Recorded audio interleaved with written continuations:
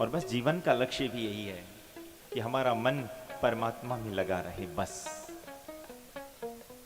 ये न किन प्रकारेण, क्योंकि इस जीवन का एकमात्र लक्ष्य केवल और केवल भगवान की प्राप्ति है, केवल और केवल भगवान की प्राप्ति। इसलिए हमारा मन परमात्मा में लगा रहे। अब आप कहेंगे कि महाराज जी इस मन को ही तो कैसे भगवान में लगाएं, ये मन ही तो भगवान में नहीं लग सकता। इसके लिए भागवत में भी सुंदर उपदेश किया गया है। जीवन में ध्यान रखना, जल और मन इन दोनों की अधोगति है, ये ऊपर से नीचे की तरफ जाते हैं। जल को भी आप डालोगे ना तो जल कहां जाएगा, जहां ढलान होगा वहां पर जाएगा। और इस मन को भी आप थोड़ा सा ढीला छोड़ोगे ना तो मन भी नीचे की तरफ जाएगा, क्योंकि मन और जल इन दोनों की अधोगति होती है साहब। मन और जल इन दोनों की अधोगति माना ऊपर से नीचे की तरफ जाते हैं।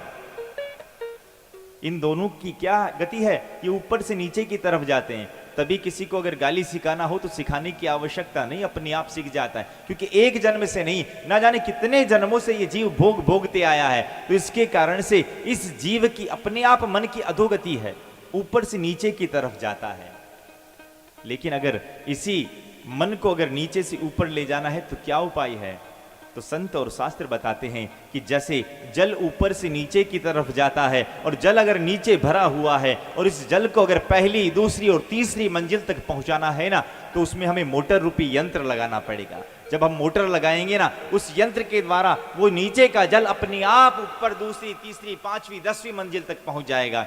ठीक उसी प्रकार से हमारा जो ये मन है ना, इस मन को भी अगर परमात्मा के पाद पद्मों में ले जाना है तो जैसे जल को नीचे से ऊपर ले जाने के लिए यंत्र की आवश्यकता पड़ती है, ठीक उसी प्रकार से अपने मन को भी मनोहर के पाद पद्मों में ले जाने के लिए केवल मंत्र की आवश्यकता पड़ती है।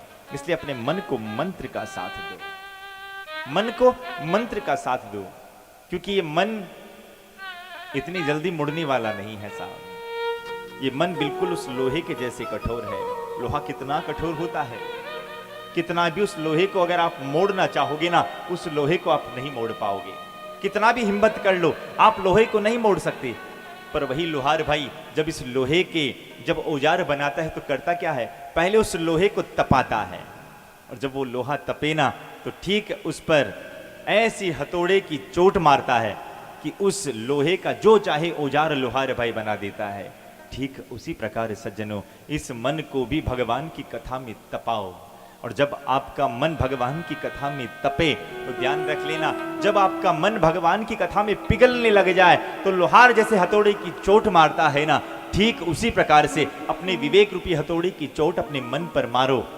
और फिर उसके बाद जब जो ही विवेक रूपी हथौड़े की चोट मारोगे ना, अपना मन अपने आप मनोहर के पाद पद्मों की तरफ मुड़ जाएगा।